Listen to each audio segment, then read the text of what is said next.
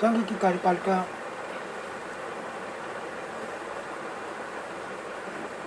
राष्ट्रपति अमेरिका के राष्ट्रपति की बात ही हमारा राष्ट्रपति भी एक निर्वाचक गण द्वारा चुना जाता है। लेकिन भारत के निर्वाचक गण में संसद के दोनों सदनों तथा राज्यों की विधानसभाओं के निर्वाचित सदस्य होते हैं। अनुच्छेद 54 संविधान सभा का विचार तत्व ऐसा निर्वाचक गण न केवल राष्ट्रपति को समूचे राष्ट्र का निर्वाचक प्रतिनिधि बना देगा, बल्कि वह राज्यों को भी बानी की मुख्यता प्रदान करेगा। अनुच्छेद 58 व्यवस्था की कोई व्यक्ति राष्ट्रपति के रूप में चुने जाकर पात्र तभी होगा चाहे वह भारत का नागरिक हो, 35 वर्ष की आयु पूरा कर चुका है, लोकसभा के सदस्य चुने जाने की योग्यता रखता हो।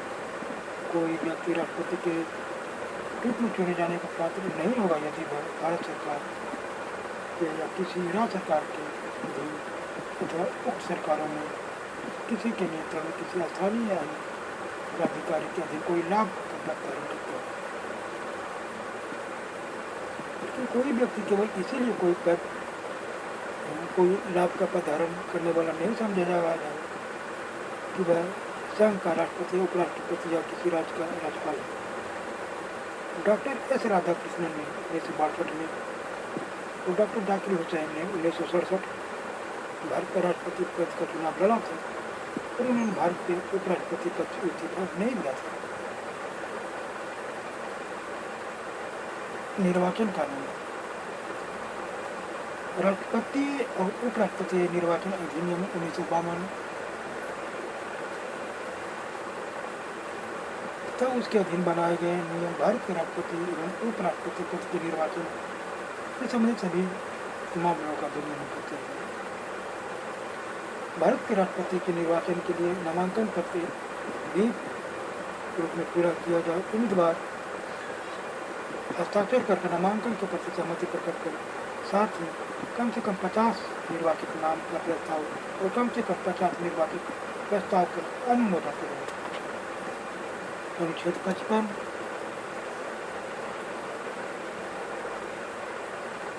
का उगम है कि जहाँ तक साध्य हो राष्ट्रपति के निर्वाचन में विभिन्न राज्यों के प्रतिनिधि की मापदंड में एक रूपता हो। निर्वाचक अनुपातिक प्रतिनिधित्व पद्धति के अनुसार एकल सकल मनी मत द्वारा होगा। ऐसे निर्वाचन में मतदान गुप्त होगा। राज्य का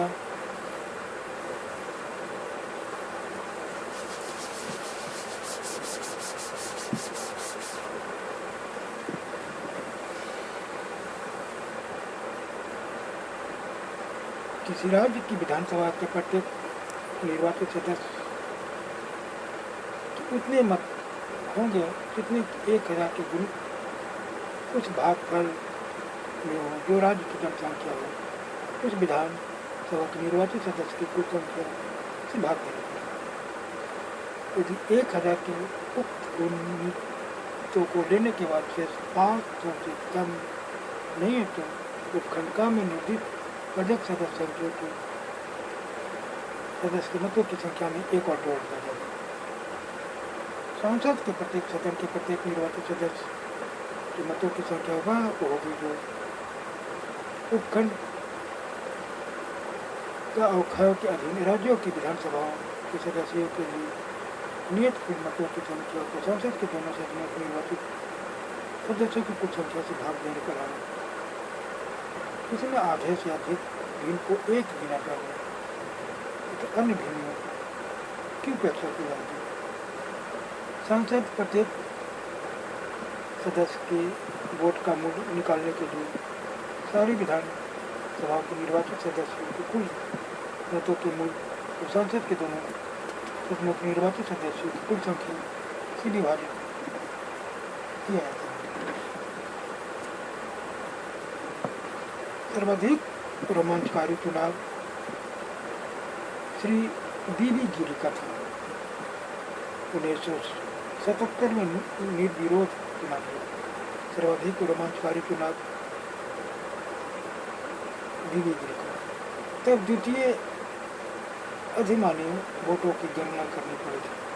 डॉक्टर राजेंद्र प्रसाद एकमात्र ऐसे व्यक्ति थे जिन्हें राष्ट्रपति पद के लिए दोबारा चुनाव हुआ।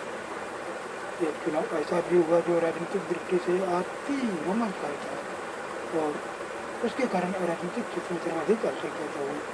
वह था 1987 का चुनाव। तब श्री आर के वेंकट रामन था न्यायाधीश कृष्ण अय्यर के अलावा एक तीसरा बेहतर उम्मीदवार नीतीश कुमार भी थे।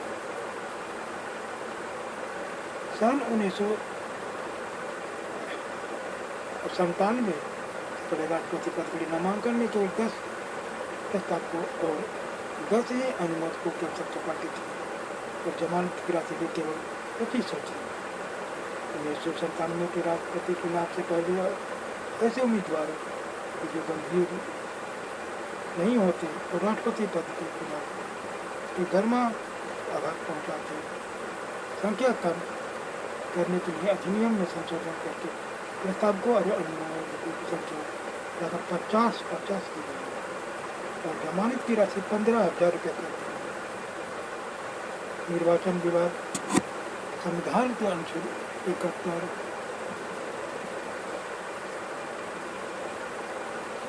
ये उपबंध है कि राष्ट्रपति या उपराष्ट्रपति के निर्वाचन से उत्पन्न या संसद सभी शंकाओं और विवादों की जांच और रिपोर्ट उच्चतम न्यायालय करेगा और उसका निर्णय अंतिम होगा। राष्ट्रपति पद की शर्तें अनुच्छेद 59 में और राष्ट्रपति पद की शर्तें अनुच्छेद 59 राष्ट्रपति पद की शर्तों का उल्लेख करता है। राष्ट्रपति संघ या किसी राज्य की विधानपालिका के किसी सदन का सदस्य नहीं है। वह किसी लाभ के पद पर हासिल नहीं होना चाहिए। वह अपने सरकारी आवासों से निःशुल्क प्रयोग का अधिकारी होगा तो उसे ऐसे वेतन भत्ते और अधिकार प्राप्त होंगे जो संसद निश्चित करे। राष्ट्रपति का पदावधि अनुच्छेद 62 अनुच्छेद 62 में कहा गया कि राष्ट्रपति की पदावधि की समाप्ति से रिक्ति को भरने के लिए निर्वाचन पदावधि की समाप्ति से पहले पूरा कर दिया जाना चाहिए। अनुच्छेद 56(1)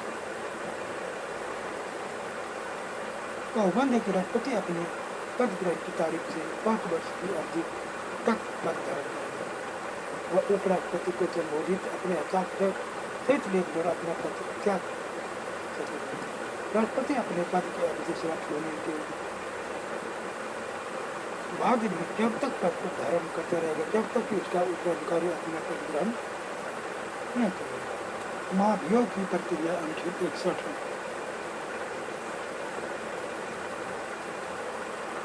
अनुच्छेद 61 का उपबंध है कि संविधान के अतिक्रमण के आधार पर महाभियोग के लाकर राष्ट्रपति को उसके पद से हटाया जा सकता है। महाभियोग का आरोप संसद के किसी भी सदन में लगाया जा सकता है पर उसके लिए एक संकल्प प्रस्तुत करना होगा जिस पर उस सदन की कुल सदस्य संख्या से कम 1/4 सदस्यों के हस्ताक्षर और उसे उस सदन की कुल सदस्य संख्या तो कम से कम 2/3 पारित होगा।